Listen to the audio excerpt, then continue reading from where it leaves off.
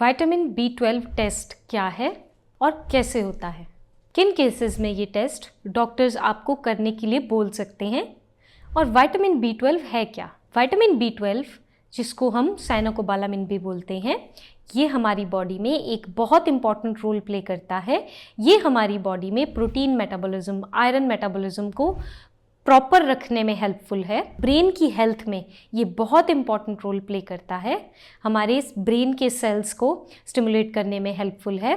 इसके अलावा DNA synthesis में, इसके अलावा रेड ब्लड सेल्स की प्रोडक्शन में, जनरल वेलबींग के लिए आपको विटामिन B12 बहुत इंपॉर्टेंट है, जो कि हमारी बॉडी में होना चाहिए। विटामिन B12 के जो टेस्ट्स हैं वो जनरली ब्लड टेस्ट होते हैं।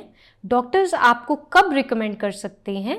अगर आपकी बॉडी में ये साइंस एंड सिम्टम्स प्रेजेंट है जो मैं आपको बताने जा रही हूँ। नंबर 1, अगर आपको डिमेंशिया यानी कि चीज़ें भूल जाने की नई बीमारी लग गई है।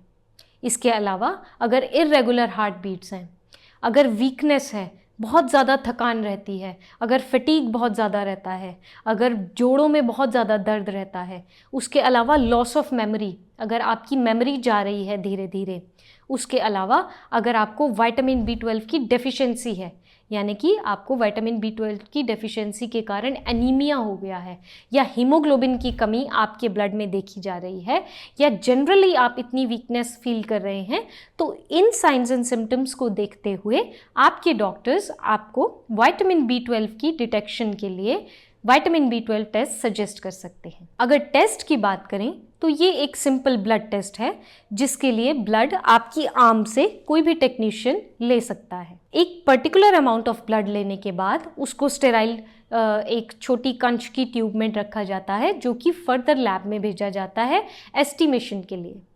वहाँ अलग अलग प्रकार के मेथड से आपके सीरम में, यानी कि आपके ब्लड में, आपके सीरम में कितना लेवल विटामिन B12 का है, इसकी मेजरमेंट टेक्नीशियंस करते हैं। जनरली ये बहुत आसान टेस्ट है। अगर आप किसी तरह की दवाइयाँ ले रहे हैं तो तुरंत आप अपने डॉक्टर को उसके बारे में इस टेस्ट के होने से पहले बताएं, क्योंकि कुछ दवाइयाँ विटामिन B12 की एब्जॉर्प्शन को बढ़ा देती हैं और फिर उसका नंबर आपके ब्लड काउंट में कम आ सकता है। किसी भी तरह की अगर दवाई ले रहे हैं तो अपने डॉक्टर को टेस्ट से पहले ज़रूर बताएं। उसके अलावा क्योंकि एक सामान्य टेस्ट है तो आपको फास्ट रखने की भी ज़रूरत नहीं होती।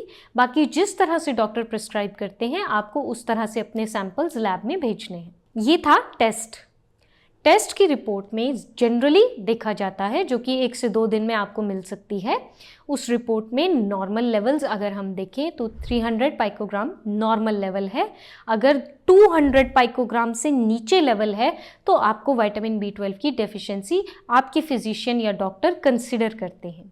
ध्यान देने की चीज़ ये है कि कुछ केसेस में विटामिन B12 का लेवल बढ़ा हुआ होता है, और अगर 600 पाइकोग्राम से ज़्यादा बढ़ा हुआ है तो ये बहुत सीरियस कंडीशंस को, जैसे कि ल्यूकेमिया, उसको इंडिकेट कर सकता है। होपफुली आपको विटामिन B12 के टेस्ट के बारे में, उसकी रिजल्ट के बारे में और विटामिन B12 की डेफिशिएंसी के साइन एंड सिम्टम्स के बारे में दी गई ये जानकारी अच्छी लगी होगी।